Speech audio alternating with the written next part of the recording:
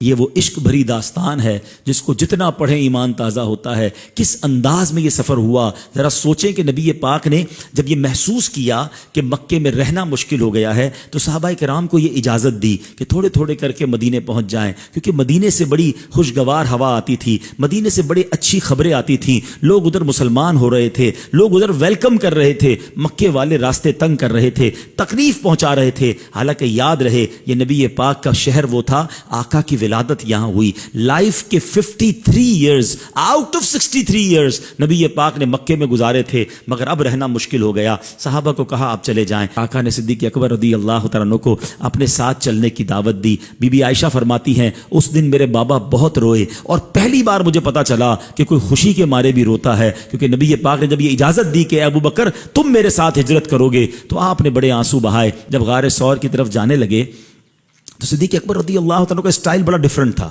کبھی آگے چلتے، کبھی رائٹ چلتے، کبھی لیفٹ پہ آ جاتے، کبھی پیچھے چلنے لگ جاتے۔ اب دو ہی بندے ہوں اور ایک بندہ رائٹ لیفٹ ہو رہا ہو تو نبی پاک نے کہا ابو بکر یہ کیا کر رہے ہو، کبھی تم دائیں چلتے ہو، کبھی بائیں چلتے ہو، کبھی آگے۔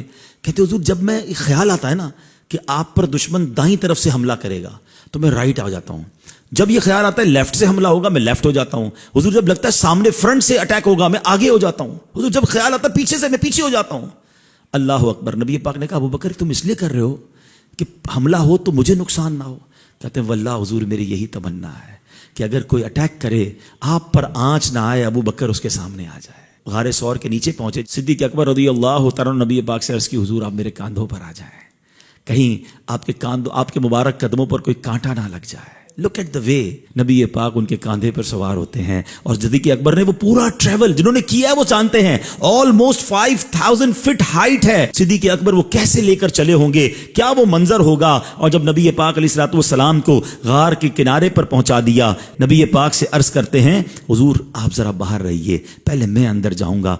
اندر جاتے ہیں، غار کو صاف کرتے ہیں، دیکھا بہت سارے سوراخ ہیں، کہیں کوئی جانور نہ نکل آئے، کوئی سانپ وغیرہ نہ نکلے۔ ایک ہی چادر تھی، اس کے ٹکڑے کیے، سوراخوں میں ڈال دیا۔ اب ذرا سنیے گا، یہ بات کم لوگوں نے سنی ہے۔ جب باہر آئے تو نبی پاک نے کہا ابو بکر تمہاری چادر کہاں گئی؟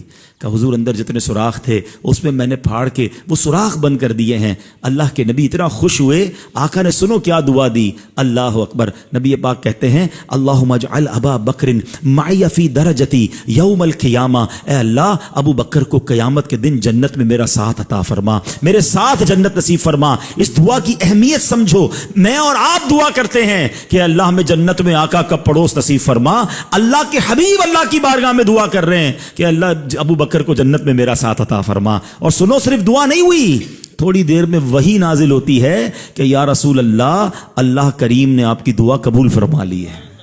اللہ اکبر۔ یہ ہیں صدیق اکبر رضی اللہ تعالیٰ عنہ، نبی پاک گود میں آرام فرما رہے ہیں۔ کیا قسمت پائی صدیق اکبر نے، کیسا دیدار کیا ہوگا، کیسا نبی پاک کا قرب پایا ہوگا۔ اچھا اب جب سانپ نے کاٹ لیا، عقل تو یہ کہتی ہے نبی پاک کو جگا دیتے، عرض کر دیتے کہ حضور تھوڑا سا آپ تشریف لے جائیں، تھوڑا کھڑے ہو جائیں، میرے پیر پہ چوٹ لگ گئی ہے، سانپ نے کاٹ لیا ہے، اور حضور سے دعا بھی کروا لیتے۔ مگر کہتے میرے عشق نے گوارا نہ کیا کہ محبوب کے آرام میں خلل ہو۔ شریعت کہتی ہے جان بچانا فرض ہے۔ یہاں بہت باریک ایک مسئلہ آج سمجھ لیجئے، ٹھیک ہے؟ فرض پر عمل کرنا یہ سب سے اول ہوتا ہے۔ فرض کے لیے بہت ساری چیزیں چھوڑنے کی اجازت ہے، فرض پہلے، اور فرض معاف نہیں ہوتا، فرض ضروری ہوتا ہے۔ آپ نے نہیں جگایا نبی پاک کو، اگر آنسو نکلے آقا کے چہرے انور پر گرتے ہیں، نبی پاک کی آنکھ کھلتی ہے، کہا اے ابو بکر کیوں رو رہے ہو؟ کہا حضور سانپ نے کاٹ لیا ہے۔ سبحان اللہ، نبی پاک نے ایمرجنسی وارڈ کی طرف نہیں بھیجا، اپنا لعاب دہن نکالا، آپ کے انگوٹھے پر لگایا، سانپ کا زہر جو ہے اس کا اثر ختم ہو گیا۔ تو سکھا کیا گئے؟ اعلیٰ حضرت کہتے ہیں صدیق بلکہ غار میں جان ان پہ دے چکے، وہ تو جان دے چکے تھے نا۔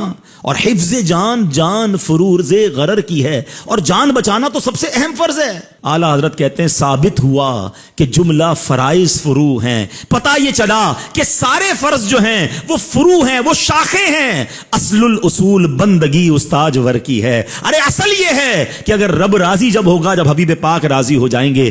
حضرت عمر فاروق بھی یہ کہتے تھے کہ میری ساری زندگی کی نیکیوں کے مقابلے میں جو صدیق اکبر کی غار ثور والی نیکی ہے وہ مجھے مل جائے تو وہ میری زندگی کا حاصل ہوگا۔ تو سبحان اللہ، اللہ کے ان نیک بندوں پر اللہ اپنی کروڑوں رحمتوں کی بارش نازل فرمائے۔